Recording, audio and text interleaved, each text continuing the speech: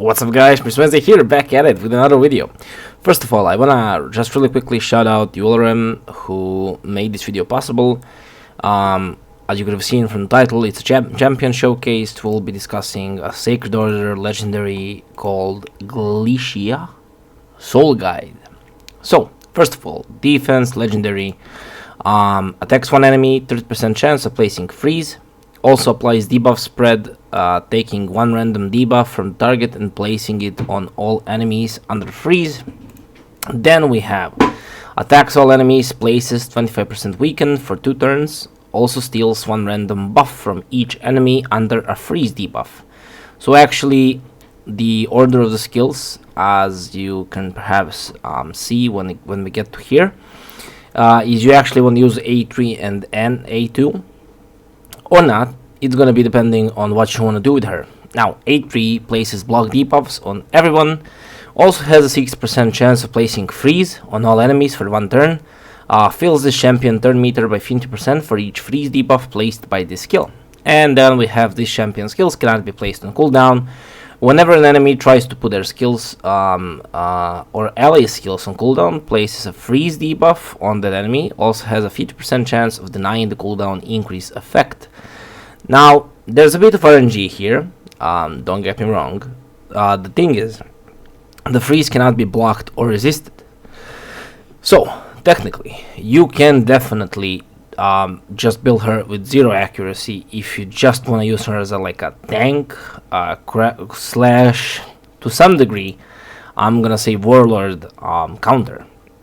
Now, there is a bit of RNG in all of this, given that it is just a 50% chance of denying the cooldown increase effect. So, technically, it's not gonna be as bulletproof as you may have thought, but we'll see how it all works here really shortly. Let me just build her really quickly. Okay, so I finally finished the build, and I actually finished the master race as well. Found the Warlord team. I hope we're not too fast. We'll see. I actually don't want to start on auto, because I actually want him to be able to try and put our skills on cooldown. So 1 time speed, they are faster, and okay, so he did or he didn't. Okay, we did freeze him, that's nice, and we'll survive. Okay, so her skills are not on cooldown. Now we'll see what happened elsewhere. I just think the skills there did get placed on cooldown. So okay, so everybody's frozen. That was very lucky. We do have mastery on her that actually gives us just a tiny bit more of a chance to actually freeze people, but that was seriously lucky. So we do win here. And actually the skills did not get placed on cooldown, but I'm definitely sure it said it was. Let me try and not spend too much of his gems and try and find another. Okay, so we actually did end up finding another Warlord team. Had to just cut the video there really quickly. Now we're back. So I actually went back, checked it, and actually Soul's skills were not placed on cooldown, hence why actually his skills were not on cooldown. Let's see what happens here. I just think there's too much RNG to actually bring her like a proper anti-Warlord champion. Wish the skill set was at least worded a bit differently. So yeah, everybody here now has a decrease. No, actually, we just decreased the turn meter of Warlord. But I think, yeah, we're gonna die anyway.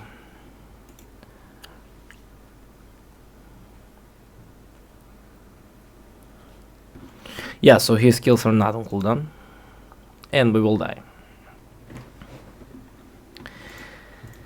I'm just not sure how much, she definitely has a utility for arena, not gonna deny that, but definitely not somebody like you who you can bring into platinum push or something like that. There's just too much RNG here. Now, if this said 100% chance of denying the cooldown increase effect, now that would be different. Or even if it was at least 95%, even 90, 50 is just too low. Like we saw in those 2 battles, And I can actually run the battle again, it just won't change anything. So let's actually try and see if we can actually bring somebody else who's gonna provide more survivability here. I believe he has like a really nice Ursuga somewhere. Not sure if she's like plus anything. No, she's not. Okay, so let's go fully without any speed. So him and then Duchess. Let's see what happens. But the thing is, again, it's always just gonna be RNG, so I can run like 50 battles here, and then perhaps we never get our skills placed on cooldown, and then you just get them placed on cooldown one time you actually need it not to happen, and that actually messes you up. So I just cannot recommend building this champion with platinum push in mind, at least not in my opinion. Even if she at least like first cleansed off all the buffs and then placed freeze, even that would be better. So honestly, and then see like here, like nobody had their skills on cooldown except for our damage dealer, which is now going to a big problem, because I'm actually waiting for him to die, and he procs unkillable again. See, the RNG of it is just insane. And now they have blocked debuffs. So please die, thank you. Now we can actually revive. She's gonna block it. Forgot there's Lydia there. Yeah. I just don't think she's gonna be your platinum champion, honestly. For like typical arena, like even as a crowd control champion, I think she's very viable. Because you can actually build your damage dealer really slow.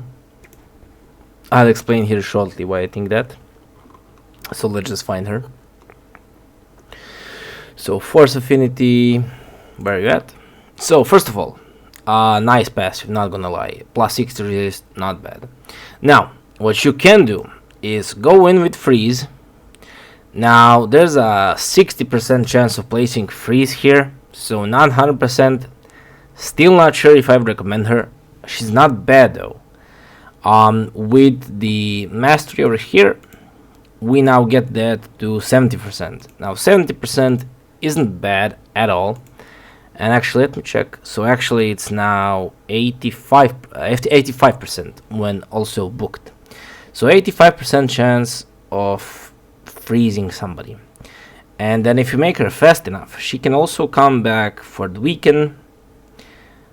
And then perhaps your damage dealer comes in and nukes. Again, I'm just not... I just really hoped she's gonna be better. Sadly, she did not turn out to be what I expected out of her. Which is something I hate saying, because I dislike having anything negative on my channel, as you all know. But I just cannot advise you to straight up invest into her. I'm not saying she's bad. She definitely has utility. You can try and perhaps use her in like your tag team arena. She's definitely gonna have utility for like perhaps like general dungeons. If you're like struggling to progress, you could perhaps bet on her like freezing people, coming back to again place weekend. I'm really trying to like find the silver lining for this champion, but the problem is like her kit is definitely made for arena. She doesn't have like a multi-hitter here. Again, 30% chance of placing freeze. Also applies debuff spread, taking one random debuff, placing it on all enemies under freeze. So maybe if you like pair her with like Tormin or like Gergo or other people who freeze, that may have some synergy. But again, we're then just betting on other champions making way for her to be great. And I just dislike advising people to have to like, I don't know, book legendaries especially, and then like pray for it to happen, because it's not 100%. Now, as I said, if this year just said like even 90% chance, I'd be fully committed to saying she's a great champion, but 50% is just too low. And like for like an average arena day, it can work out. Like, if you lose a battle, nobody cares. But if you're like trying to push platinum, I just think there's too much RNG, honestly. Like, just too much RNG. Overall, not a bad champion at all. You can definitely find some use for her. She's just not as amazing as I hoped she would be. With all of that said, I just want to shout out you all again for making this video possible. And until the next video, Mr. Wednesday signing out.